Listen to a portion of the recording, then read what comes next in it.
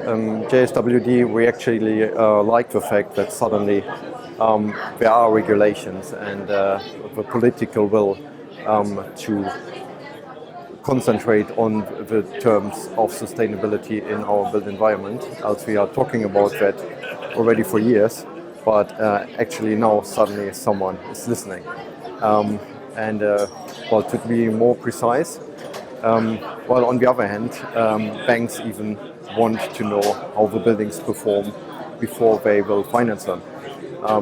So to be more precise in the work we do, we actually have a very useful tool in our office by now anyway, which are very detailed BIM models.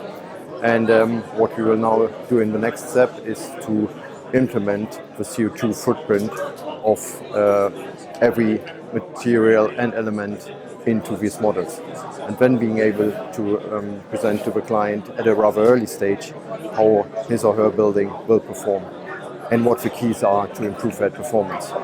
So that will not mean we put a green facade on every single building or build everything in timber, but that might sometimes be the right answer. In Düsseldorf, we are working on the tallest timber hybrid structure in Europe at the moment.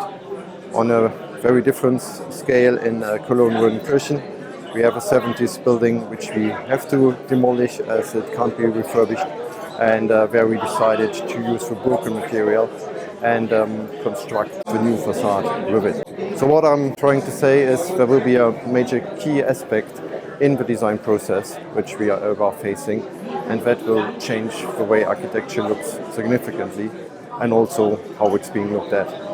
And of course that makes the building process even more complicated and complex in rather tough times anyway.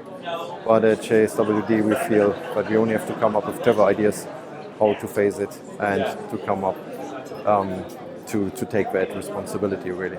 Well, the challenges really are to talk about these aspects early enough in the design process to then have a chance to still go different routes.